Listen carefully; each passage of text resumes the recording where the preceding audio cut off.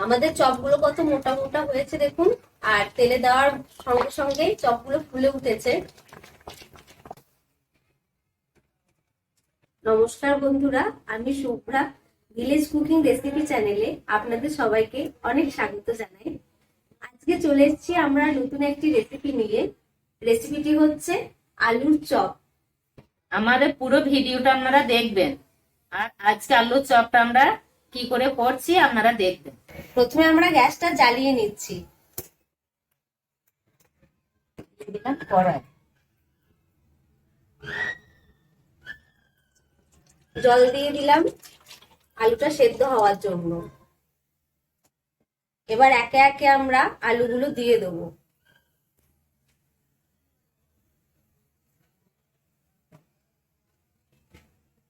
ঢাকনা দিয়ে দেবো যাতে তাড়াতাড়ি সেদ্ধ হয়ে যায় আলুটা। আলু সেদ্ধ হয়ে গেছে, এবার আলুটার জল ঝরাতে দেবো।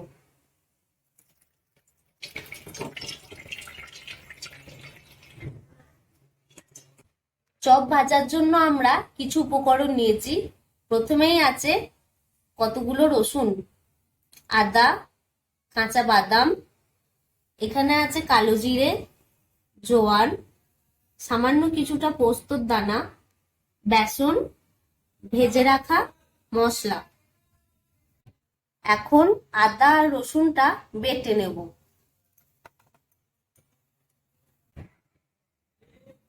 এখন আমরা কাঁচা বাদামটা শুকনো কড়াইয়ে বিনা তেলে ভেজে নেব।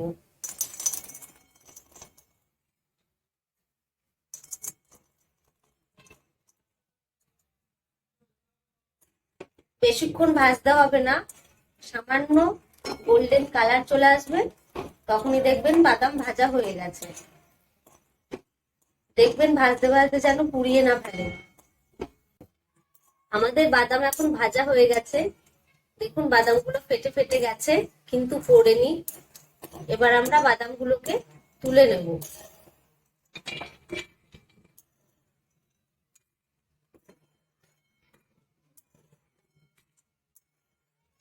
আমার বাদাম ভাজা হয়ে গেছে, এখন আমি পেঁয়াজটা কেটে নিই। হ্যাঁ, আমি পেঁয়াজটা কাটছি।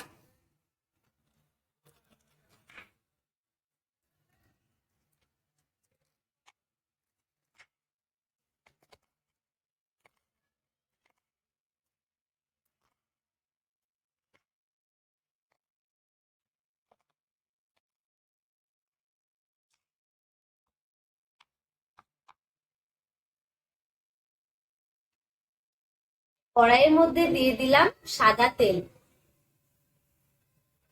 বাস ওই তেল গরম হয়ে গেছে, সেই জন্য পেঁয়াজ দেবো।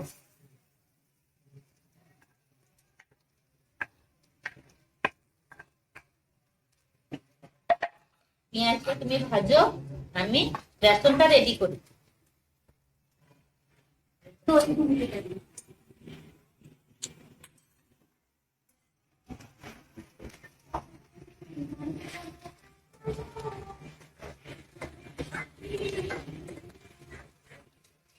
আমাদের বেসন এর মধ্যে দিয়ে দিলাম হলুদের গুঁড়ো, লঙ্কা গুঁড়ো, 1 চামচ পোস্ত, 1 চামচ কালো জিরে,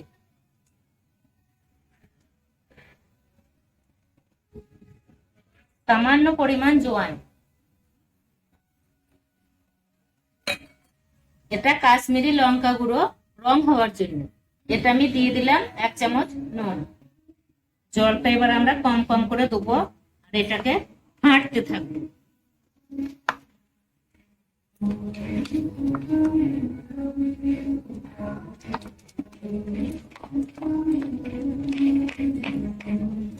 এটা চালের গুঁড়ো আপনারা থাকলে দিতেও পারেন, না দিলেও হবে। চালের গুঁড়োটা দেয় খাস্তা হওয়ার জন্য।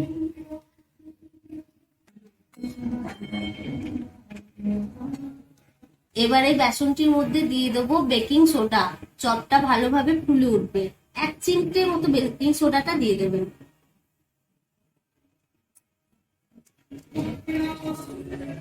আপনারা দেখুন পেঁয়াজ ভাজা হয়ে গেছে, বেশ লাল লাল করে ভাজা হয়েছে।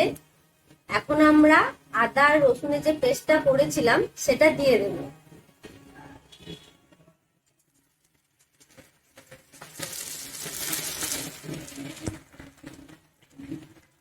এটা দেওয়ার পর ভালোভাবে ভাজতে থাকবেন। দেখুন মশলা দিতে না দিতে খুব সুন্দর একটা গন্ধ বেরিয়েছে আদা রসুনের। যাতে রসুনের বাদ না আসে, ভেজে নিতে হবে অত সুন্দর করে। কাঁচা গন্ধটা এলে খেতে পারবেন না। না, মশলাটা পুড়িয়ে ফেলবেন না, সবসময় খুন্তির নড়াতেই থাকবেন। এবার আপনি আলুটা চটকে চটকে টেনে নিন। হ্যাঁ, আলুটা আমি চটকিয়ে দিলাম। দেখুন আলুটা চটকিয়ে দিলাম, দেওয়ার পর আমাদের যে কড়াইয়ে মশলা দিয়েছে ওটা না ভাজা হয়ে গেছে। এবার আলুটা আমরা কড়াইয়ের মধ্যে দিয়ে দিই। আলুটা আপনারা ভালো করে সেদ্ধ করে এমনি করে মেখে নেবেন।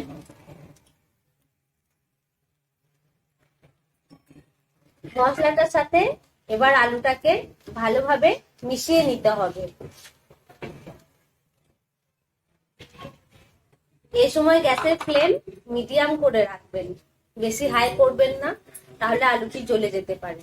ভেজে নিয়েছিলাম না সেই মশলাগুলো এবার এর মধ্যে দিচ্ছি। ভেজে রাখা মশলা আমরা আলুর মধ্যে দিয়ে দিলাম।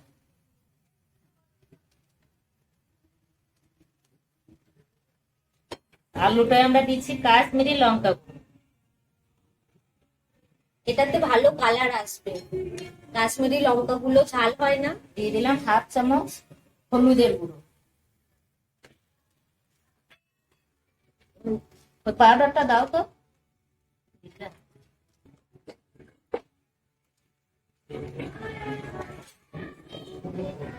দেখুন এটা একটু চাট মশলাও দিয়ে দিলাম, এতে ভালো টেস্ট আসবে।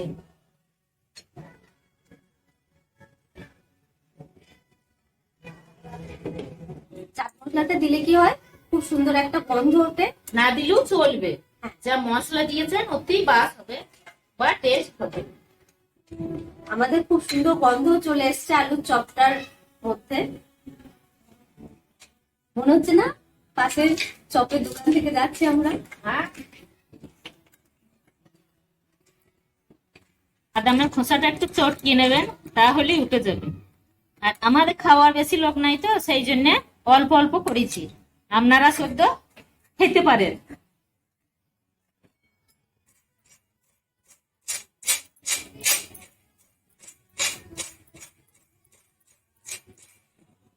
আমাদের খোসা তোলা বাদাম এটা আমরা আলুর মধ্যে দিয়ে দেবো, খোসা তোলা বাদাম, কারণ এটা দিলে খেতে খুব সুন্দর লাগবে। যদি আপনারা নাও দেন তাও হবে।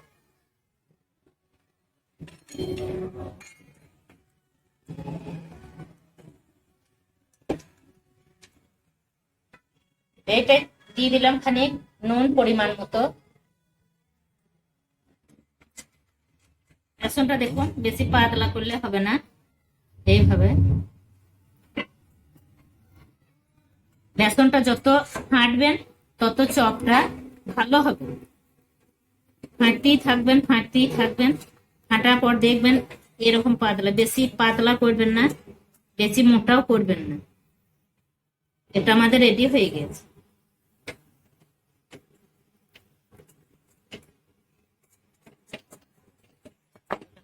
একটু নুন কম হয়েছে। ঠিক আছে, ঠিক আছে, নুন দিয়ে দিলাম। মাছটা তো হালকা হালকা তাই সারাশিটা দাও।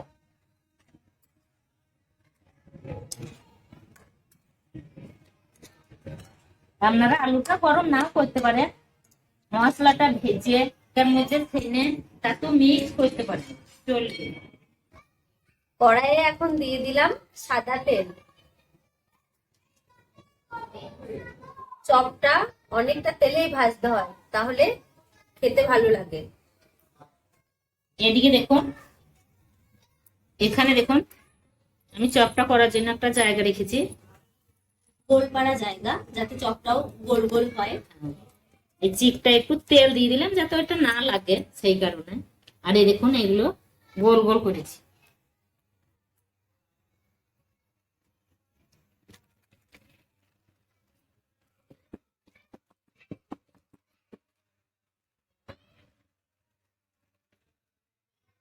এটা আমি বেসনের মধ্যে রেখে দিলাম।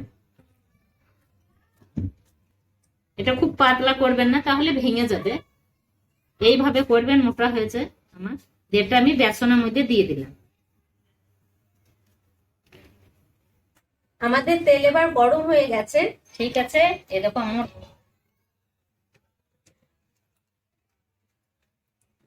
সমানভাবে বেসনটি মাখিয়ে তেলে ছেড়ে দিতে হবে।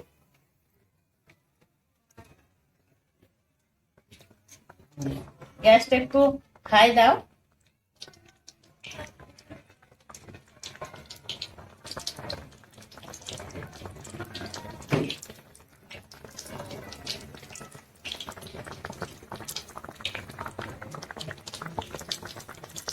মনে হচ্ছে চপের দোকানের পাশ দিয়ে যাচ্ছি।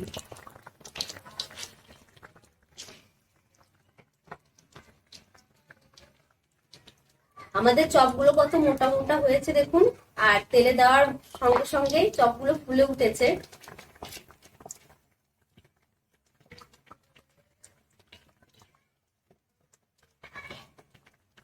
বেশ লাল লাল করে একটু ভেজে নেবো চপগুলো। এখন ভাজা হয় নাই, তুমি দেখবেন দোকানের থেকেও ভালো হয়েছে। এইভাবে আপনারা বাড়িতে একদিন করে দেখবেন চপ, দোকানে আর যেতে হবে না। দোকানের থেকেও খুব সুন্দর হয়েছে চপগুলো। ঘরে ভেজে খাওয়াটাই ঠিক। এরকম করেই ভাজবেন, সবকিছু টাটকা টাটকা পাবেন। দেখুন চপগুলো বেশ লাল লাল করে ভাজা হয়েছে। এবার আমরা চপগুলোকে তুলে নেব। চপগুলো আমাদের বেশ মোটা মোটাও হয়েছে।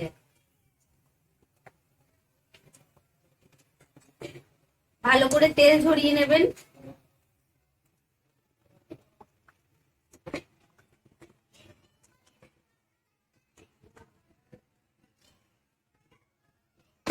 চপ, চা, মুড়ি, পাঁপড় ভাজা। ঠিক আছে, বৃষ্টি হলে আবার পড়বে। গরম গরম চপের সাথে মুড়িটা আজ দারুণ লাগবে। মুড়ি রেডি আমাদের, দেখো চপ রেডি।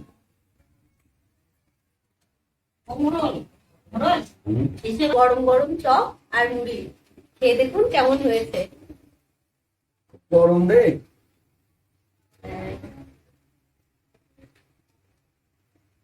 দারুণ হয়েছে, একেবারে ফ্যান্টাস্টিক। দোকানে চপতে বলবে ওখানে থাক।